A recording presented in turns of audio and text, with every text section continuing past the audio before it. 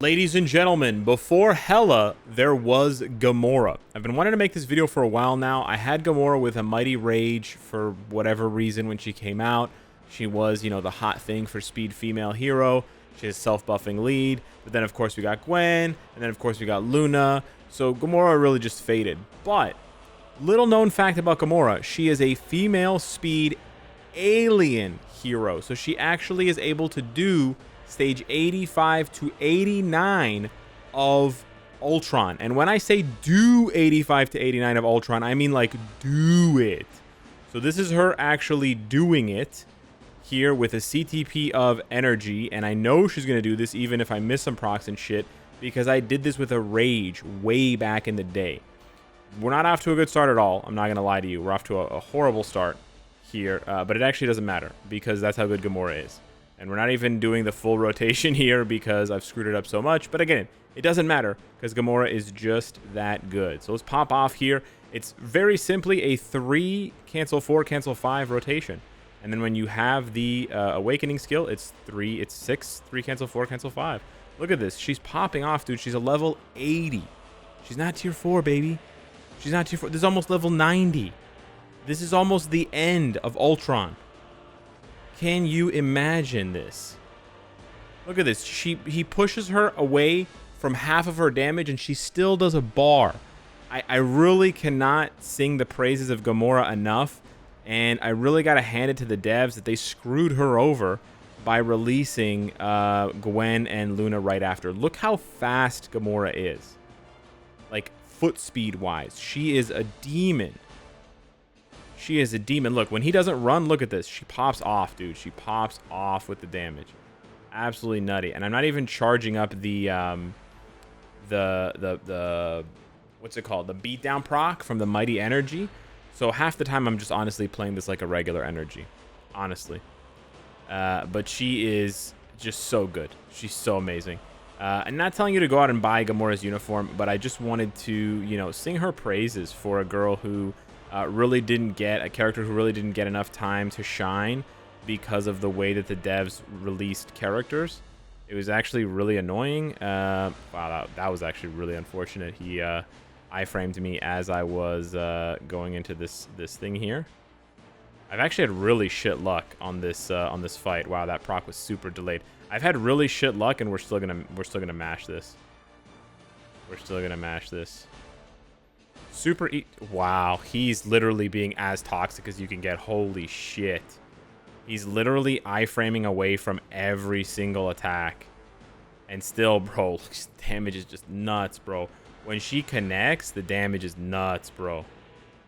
Look at that. Look at that. That's what it's supposed to be, baby. Almost 3 bars. Ladies and gentlemen, this is nearly stage 90. I genuinely cannot tell you how crazy this damage is for a level 80 character. This is truly some insane stuff here. Super fast, tanky, right? And just absolutely shredding this guy's balls.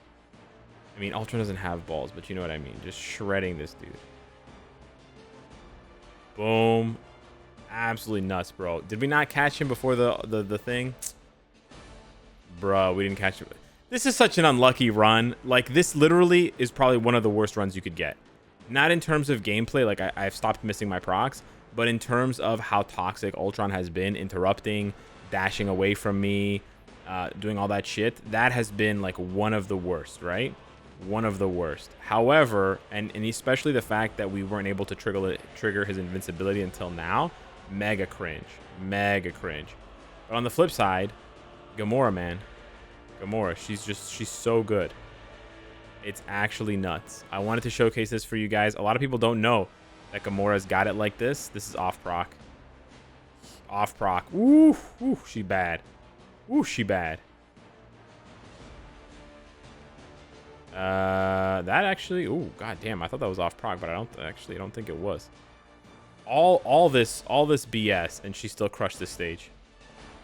So if you don't make any of the mistakes that I made, and if Ultron doesn't act like a little bitch, then you can clear this with minutes. You can clear this with minutes. Oh, no way.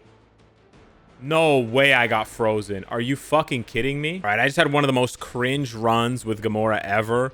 But everything I said about her stands. She's amazing. I think she's a super underrated character. And I'm going to show you why right now versus Ultron. Even though he pushes me away, we managed 2 bars here. We're about to unload another 2 bars on him. Look at this girl, man. She was ahead of her time, genuinely.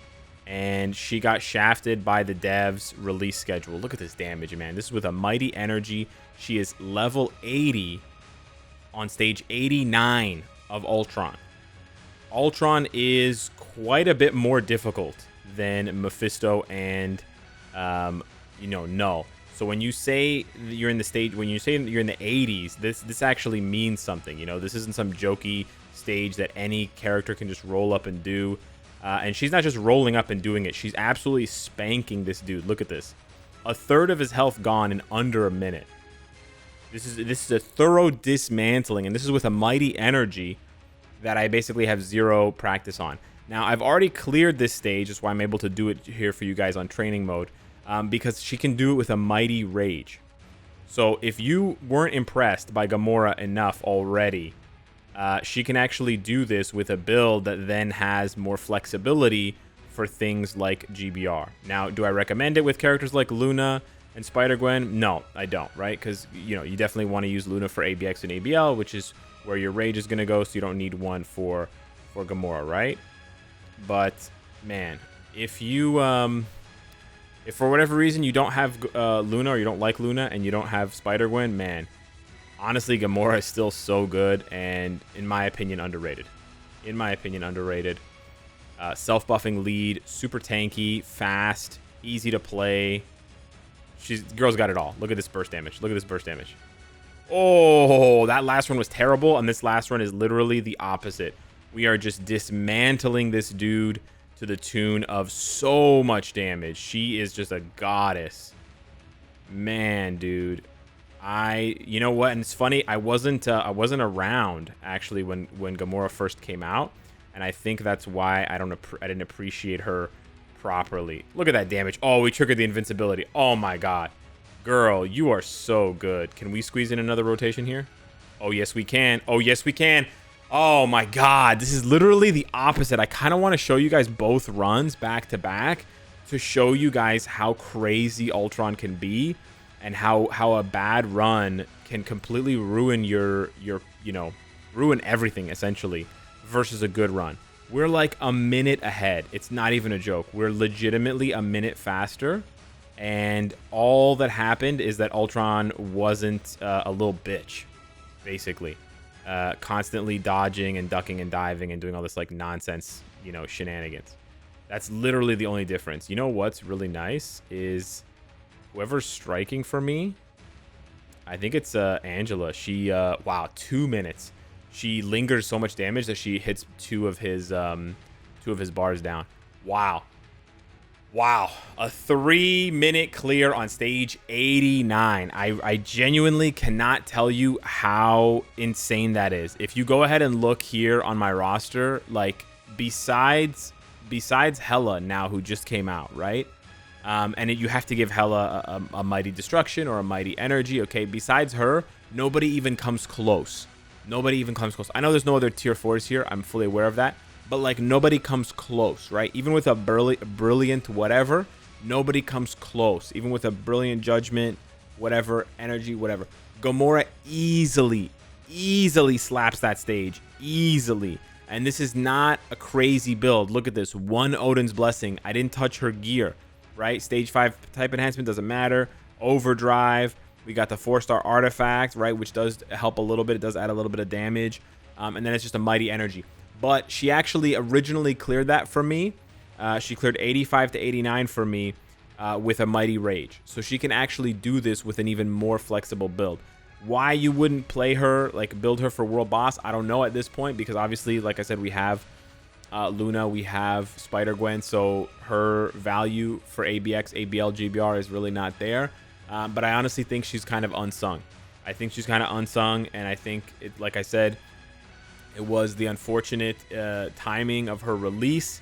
Man, she even has penetration. She doesn't have iframe ignore, but she has 60% penetration. Wow.